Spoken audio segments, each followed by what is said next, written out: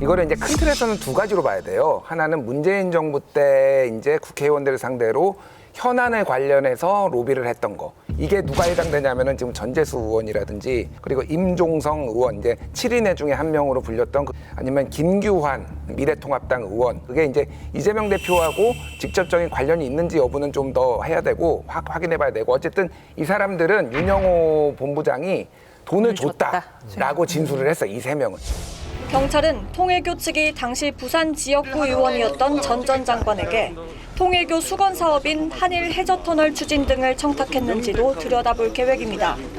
윤 전 본부장 녹취록에 등장하는 임종성 전 민주당 의원과 김규환 전 미래통합당 의원 역시 우선 수사 대상입니다.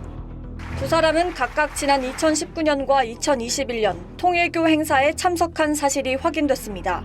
임 전 의원은 같은 해 통일교 단체에서 개최한 국제 지도자 회의, 또 피스로드 2019 통일대장정에서도 축사를 했습니다.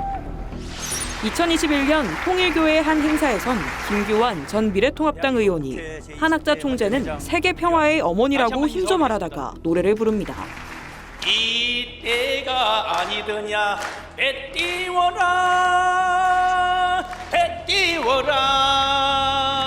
이제 2022년에 이들의 이제 윤영호의 그 자기들끼리 얘기하는 그 통화 내역을 보면은 임종석이나 김규환이나 다 곁다리다 이런 얘기를 해요. 대선을 앞두고는. 그 얘기는 뭐냐? 그러니까 쉽게 얘기를 하면은 후보하고 직통, 이게 이재명, 윤석열하고 직통으로 가야 되는데 얘들은 메인이 아니니까 우리가 새로 뚫어야 된다. 그러니까 권성동 뚫고 여기저기 뭐 누구 접촉하고 이런 일이 벌어진 거라니까 임종석 의원이 7인에 맞고 핵심 친명은 맞지만은 이게 당시에 이재명 지사랑 연결됐다라고 보기에는 좀 힘들다, 제가 보기엔.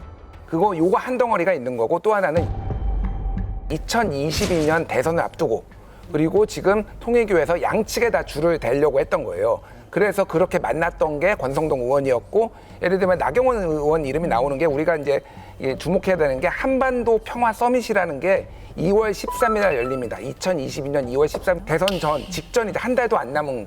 근데 여기에 나경원 의원도 마이크 펜스 부통령과 윤석열 후보가 만나게 해주기 위해서 이거를 그쪽하고 연락을 했다라고 이미 해명을 한 거고 나머지도 대부분이 그런 거와 관련됐거나 그쪽입니다. 근데 이 사람들 지금 2022년 전후로 해서 만났던 사람들은 윤영호가 돈을 줬다라는 진술은 없어요, 지금.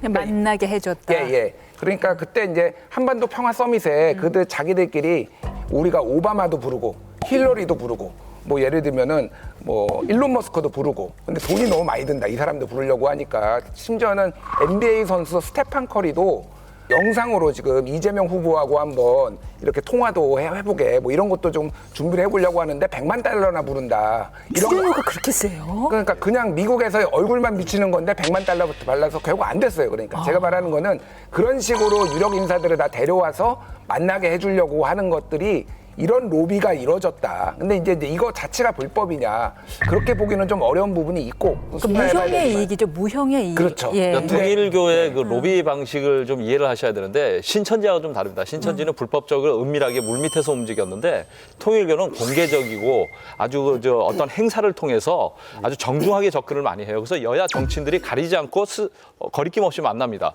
게이트 수준으로 가면 무지하게 터질 거예요. 그래서 국가수사본부가 살아있는 권력을 처음으로 수사하는 겁니다. 전재수 장관의 현 정부의 첫 낙마자가 나왔는데 이분에 대해서 어떻게 처리할 것인지.